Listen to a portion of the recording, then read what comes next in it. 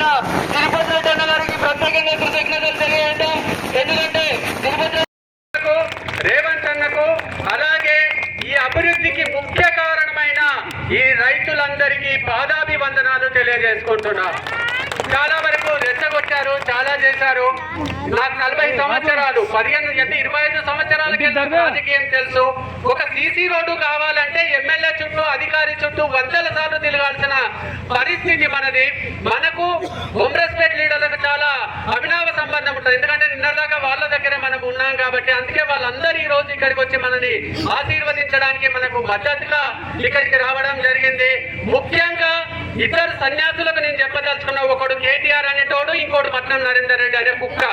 ఈ 2 కుక్కలకు నేను ఒకటే చెప్తా.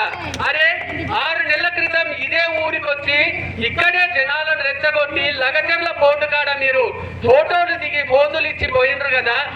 దమ్ముంటే ఇప్పుడు రండి. మల్లన్న సాగర్ లో మీరు 14 ఊర్లను ఖాళీ చేపిస్తే ఈ రోజు దాకా మీరు పారితోషికం ఇయ్యలే, ఈ రోజు దాకా మీరు ప్లాట్లు కేటాయించలే. రండి, మా దగ్గర ఒక్క రైతు కన్నా పారితోషికం ఆగిందేమో వచ్చి చెప్పండి. ఇక్కడనే రైతులు ఉన్నారు. అరే నీకు ఎన్ని ఎకరాలకు పోయిందిరా? 10 ఎకరాలు పోయింది. నీరెంత పోయింది? 15 ఏమన్నా ఆగినాయని చెప్పు. నీదేమన్నా ఆగిందా? ఆగలేవు అన్ని.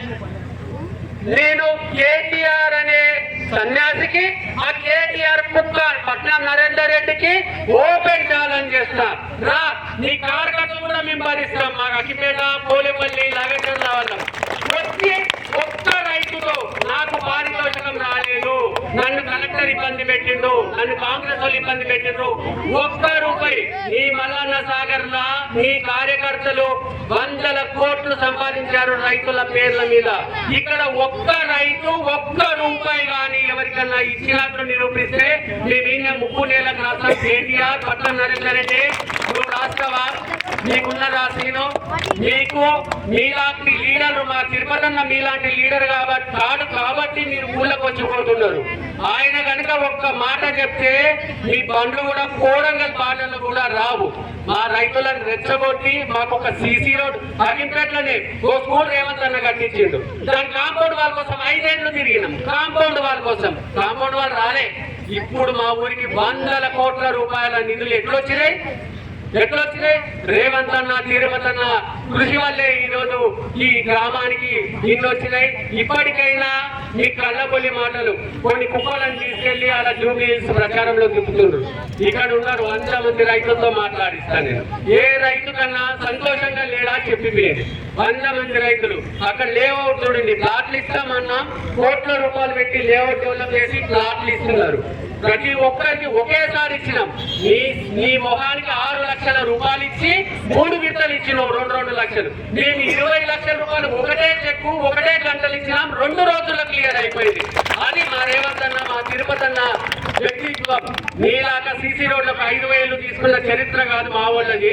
ఎక్కడ వందల కోట్ల రూపాయల సొంత ఆస్తులని నియోజకవర్గ అభివృద్ధికి కేటాయించారు. ఎందుకు ఇంత కడుపు మంట నాకంటే ఈ ఊరికి వచ్చి ఇక్కడ జనాలను రెచ్చగొట్టించి కొంతమంది వాళ్ళ దొంగలతో అధికారుల మీద దాడులు చేపించి పేద రైతుల మీద కేసులు పెట్టించి వాళ్ళ నాశనానికి కారణమైన ఈ కుక్కలను చూస్తే ఇప్పటికీ కడుపు మంటలే.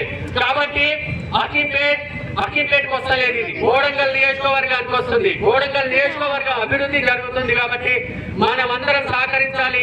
మరొక్కసారి ఈ అభివృద్ధికి సహకరించిన నా గ్రామ రైతులు కానీ, పోలేపల్లి రైతులు కానీ, లగచర్ల రైతులు కానీ, పీతికుంట రైతులు కానీ, ఆపికుంట రైతులు కానీ వాళ్ళందరికీ ఒక్కొక్కరికి పాదాభివందనాలు తెలియజేసుకుంటున్నా. జై రేవంత్ అన్న, జై తిరుపతి అన్న.